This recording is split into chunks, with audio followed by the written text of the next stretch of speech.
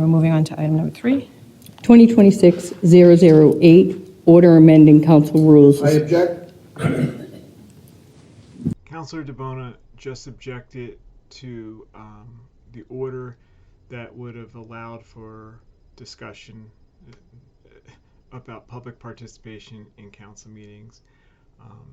It was basically going to establish formal rules for the public to participate, similar to the same rules we have in school committee. 2026-013, order to repeal of Object. mayor's 2026-014, order to repeal I object. Moving on to order number 10, 2026-015, I object. number 11. 2026-016, order I object. All right.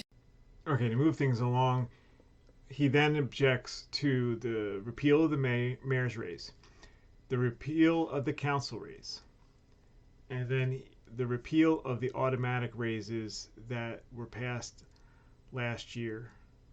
And finally, he objected to a request for a legal clarification on the raise deferral from 2024. So all that was to have the city lawyer come up and explain the process and whether or not deferrals could happen now, because right now, and he objected to all 4 of these plus the public participation one. It's Rule 23 in your book. And it says, objection, an ordinance, order, or resolution may be passed through all its stages of legislation in one session, provided that no member of the council objects to. But if any member of the council objects, the measure shall be postponed for that meeting. Rule 23 cannot be suspended. Okay. Okay, so Rule 23B exists to make sure new ordinances or rules don't get rushed through in a single night. There's a few stages that rules and ordinances go through. There's the introduction, there's debate, and there's the voting. Usually there's the debate is sent to committee. But it is possible to go through all of these stages in one night if no one objects. We've seen that happen in the past. But the way it's being used here by Councilor DeBona doesn't really make much sense, because all of these were meant to go to committee. They weren't really meant to be debated on and acted on tonight. Also, he's objecting immediately before the text is even read by the clerk, which I don't like for the people's transparency. Everyone deserves to know what it is he's objecting to. So if you're visually impaired, or you're not able to read the agenda, maybe you're just watching on TV and listening, it's nice to know what's going on. And so by his objecting immediately, the clerk stops reading for some reason. I don't think that's necessary. There seems to be a perception that it's almost like a game of Family Feud where you have to hit the buzzer first, or Jeopardy, pick your game show. I don't think that's how this needs to work. So there's this notion that I can see from the video that because Councilor DeBona yelled object, Councilor McKee wasn't able to do her point of order or make a motion to send it to committee. Don't forget, this was meant to stop these items from being rushed through in one night. If it's being sent to committee, that's not what's happening. If it's being sent to committee, it's going to be debated another night at a committee meeting. So this is not the proper use of this rule. And the next thing that happens bothers me too. I'm not clear. So according to that rule, Only when the item have to pass through every process at that meeting, and only one member object, then it can stop. But this one, we just move it to the ordinance committee. It's not voted yet, so it doesn't count. It's up to the counselor to object, and if they do so, then it would go on to the next agenda. Okay, so Councilor Yen is saying the same thing I'm saying. That this is going to ordinance committee. This is not. This is in no danger of being passed through tonight. So there's no need for the objection. She says it should not count, but let's. I give her credit. She's right. That's kind of what I was saying earlier. Except she's doing it in her second language, and so this should not count is probably not really what she means. I think what she's probably saying is this doesn't really apply in this situation, which I agree with. And then Clerk Crispo attempts to give some kind of explanation. I'm not sure I understand that, what she's getting at. But listen, this is complicated stuff. These rules and Robert's Rules of Order, nobody is expert at them. 2026-015. I object.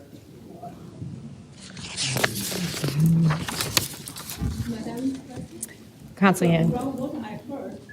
Councilor can only object one time during the whole meeting. I would like to clarify with either city clerk or the solicitor. It does not say that anywhere here. Any ordinance, order, or resolution may be passed through all stages of legislation in one session, provided that no member of the council object thereto. But if any member of the council objects, the measure shall be postponed for that meeting. Rule 23 cannot be suspended.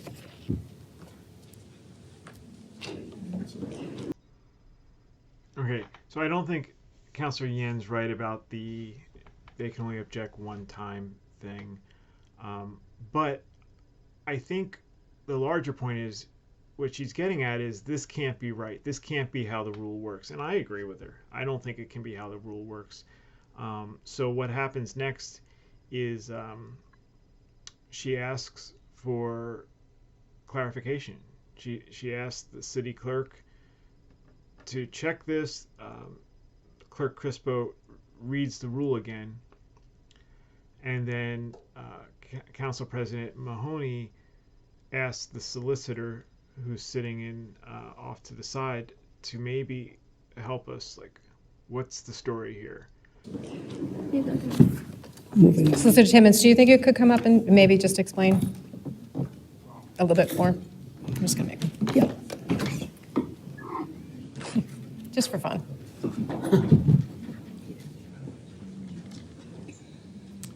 Good evening, Madam President. The council rules expressly provide that the parliamentarian is the city clerk. Further expressly provides, I believe, that I cannot do what I've just been asked to do. That's fine. However, to provide an opinion, there's no limitation on objections. And these are three related matters, so it seems that a member of the council is concerned about this particular issue, and he's lodged objections timely on each one, so Thank you I very would much. agree. I don't disagree with the parliamentarian, Madam Clerk. I understand. Thank you. Okay, first, I don't think the city solicitor is right on one key point. The city council rules do not designate the city clerk as the parliamentarian. There's no rule that says that, and there's nothing in the charter that says it either. That said, Rule 40 of the council rules backs up one part of what the solicitor said. Rule 40 makes clear that the solicitor should not be consulted on parliamentary procedure or procedural rulings. On that point, he's absolutely correct. In fact, once he said that, he probably should have stopped talking, because the rules are explicit on that limitation. Now, if the council rules are silent on who acts as parliamentarian, and they are, the next place you look is Robert's Rules of Order, which the council has adopted where its own rules don't speak. Robert's rules say the body itself may designate a parliamentarian, but that designation is done explicitly. It is not something that happens by tradition or default. Saying we've always just asked the clerk is not the same thing as designating a parliamentarian. Custom is not authority. And here's the most important part. Even if a parliamentarian is properly designated, that role is advisory only. A parliamentarian does not rule. They do not decide objections, they do not control sequencing, and they do not override the chair. A parliamentarian advises only when asked. The presiding officer can accept that advice, they can reject it, or rule entirely differently. The clerk or any parliamentarian does not control the floor. The chair does. Which brings us to what happened at the meeting. In the future, Councillor Mahoney would be fully within her authority to direct the clerk to keep reading when a member shouts out an objection. She could, for example, say, the clerk will continue to read until the chair recognizes the objection. That doesn't ignore the objection. It doesn't weaken the objection. It simply preserves order and transparency. The chair could allow the entire ordinance or resolution, whatever it is, to be read for the public, entertain any committee referrals, and then rule on the objection. Once the objection is recognized, Rule 23 does exactly what it's supposed to do. It prevents same session passage. So what the rules do not require is a race to shout objection before the public even knows what's being discussed. And that's not parliamentary law. That's a choice.